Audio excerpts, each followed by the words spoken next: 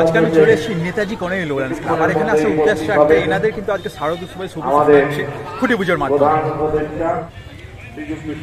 বিকেল বেলা এরিয়াটা কিন্তু খুব সুন্দর লাগছে। দেখো পুকুরের এপাশ থেকে আমি ভিডিওটা বানাচ্ছি, দেখতে পাচ্ছি ওখানে কিন্তু প্যান্ডেল করা হয়েছে আর ওই পাশেই কিন্তু খুঁটি পুজোটা হবে। সামনে দেখতে পাচ্ছি এই হচ্ছে গেট, খুব অপূর্ব সাজিয়েছে, কিন্তু ছাতা ফাতা লাগানো আছে, বড় বড় পাখাও কিন্তু লাগানো আছে আর ফুল দিয়ে কিন্তু অপূর্ব সাজানো হয়েছে এরিয়াটা। সাথে কিন্তু এখানে দেখো, এখানে কিন্তু টিম ইন্ডিয়ার একটা পোস্টার লাগানো হয়েছে। কালই কিন্তু ইন্ডিয়া ওয়ার্ল্ড কাপ জিতেছে T20, সেটাকে কিন্তু কংগ্রেস জানিয়ে এটাকে কিন্তু একটা পোস্টার লাগানো হয়েছে। সত্যি একটা দারুণ দিন গেছে কালকে। যাই হোক, এবার চলো আস্তে আস্তে ভেতরের দিকে যাই। সামনে যেরকম সাজানো দেখলাম, ভেতরে কিন্তু সেরকমই সাজানো আছে। দেখতে পাচ্ছ বড় বড় ছাতা দিয়ে কিন্তু সাজানো হয়েছে আর ফুলগুলো কিন্তু সেম ইউজ করা হয়েছে। গেটটা কিন্তু অপূর্ব লাগছে আর এখানেই কিন্তু প্যান্ডেলটা তৈরি করা হয়েছে। অত্যন্ত জনপ্রিয় সংসদ উপস্থিত থাকবেন। এরিয়াটা কিন্তু মোটামুটি এরকম, এখানে কিন্তু বেশ কিছু চেয়ার ফেয়ার রাখা হয়েছে আর এখানে কিন্তু মেন প্রোগ্রামটা হবে, স্টেজ কিন্তু এখানেই তৈরি করা হয়েছে প্রত্যেক বছরের মতো। এবছরে কিন্তু এখানে এই জায়গায় স্টেজটা তো করা হয়েছে আর এপাশেই কিন্তু হবে খুঁটি পুজোটা।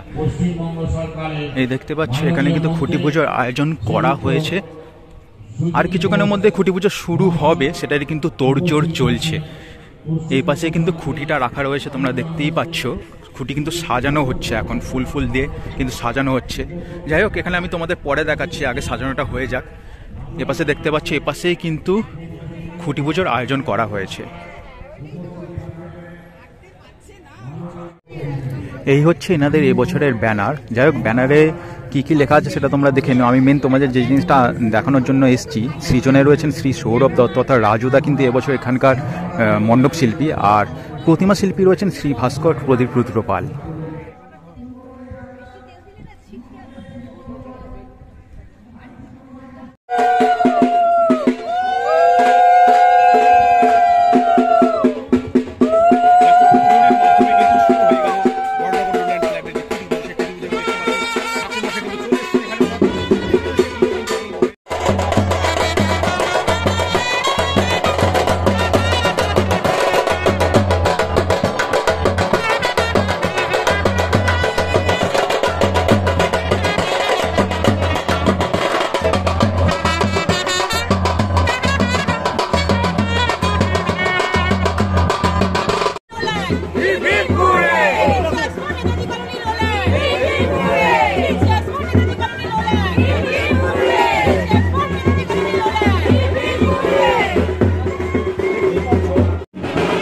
দেখো, তখন তোমাদের যে খুঁটিটা দেখাচ্ছিলাম এখন কিন্তু পুরোপুরি সাজানো হয়ে গেছে, অপূর্ব সাজিয়েছে কিন্তু দেখো খুঁটিটা।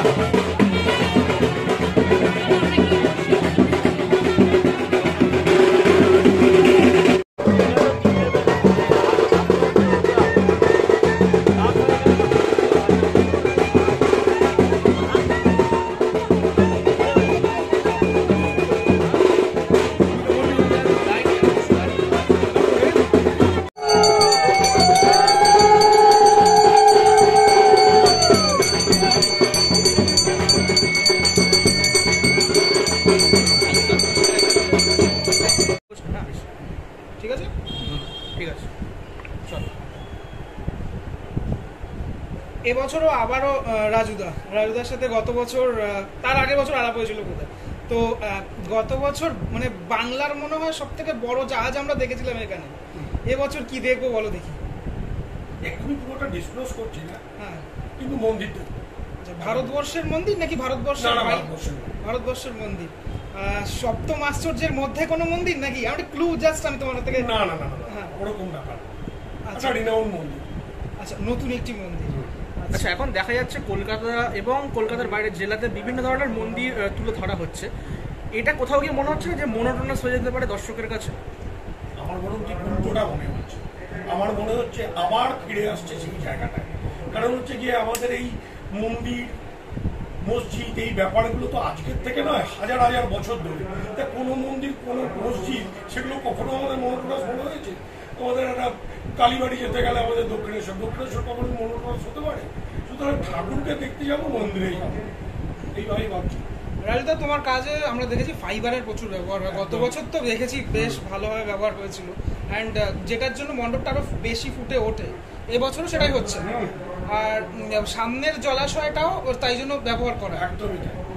এবছর কাজ কি অলরেডি স্টার্টেড? অলরেডি আচ্ছা, প্রতিমা নিয়ে কি চমক আছে একটু যদি বলো, বিশেষত্ব কি থাকছে?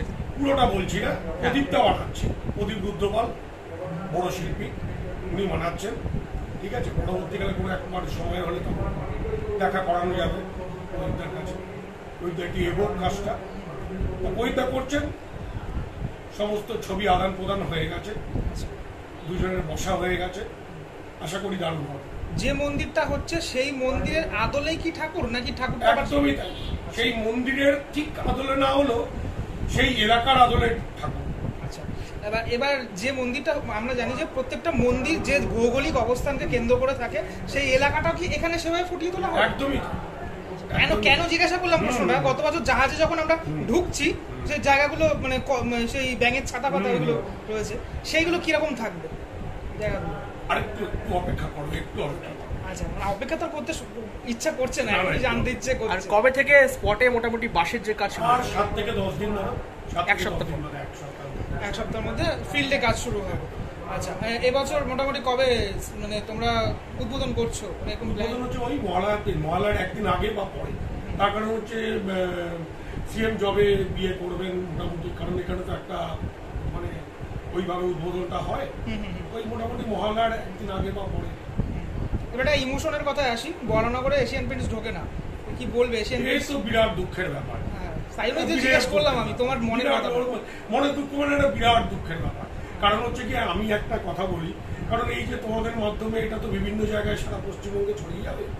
ব্যাপার হচ্ছে এইটা একটা সদর্পে বলাই যায়, জেলাগুলোতে, শুধু আমি আমাদের এখানের কথা বলছি না, জেলাগুলোতে যে আকারের যে পরিধি নিয়ে প্যান্ডেল হয়, কলকাতায় কিন্তু ওই ব্যাপ্তি নিয়ে প্যান্ডেলটা হয় না। প্যান্ডেলে আসলে তাদের কারণ প্যান্ডেলের জায়গাটাই সেই অর্থে নেই।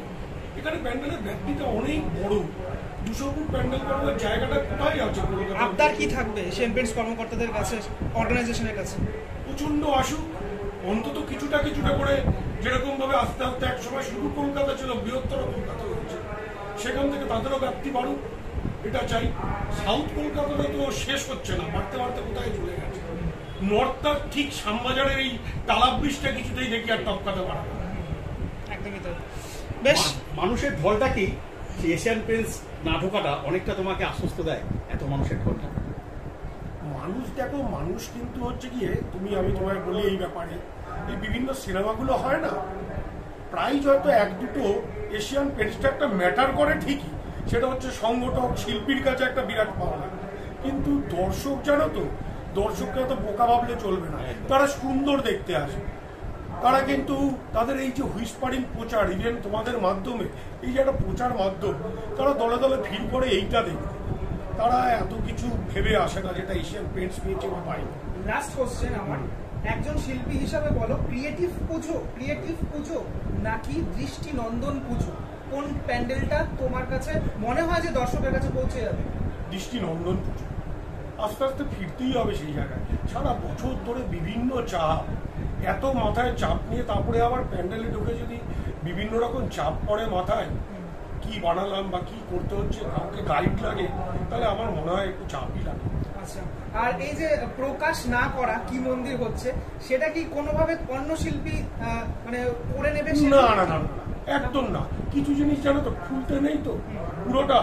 আজকে ইউটিউবের বাজার, ঠিক আছে, একটা গুগলে সার্চ মারলে পুরো মন্দিরটা সবকিছু বেরিয়ে যাবে আদ্যপাত। সেটাই চাইছি না এত তাড়াতাড়ি। তাহলে কবে নাগাদ আমরা পুরোপুরি জানতে পারবো থিমটা সম্পর্কে?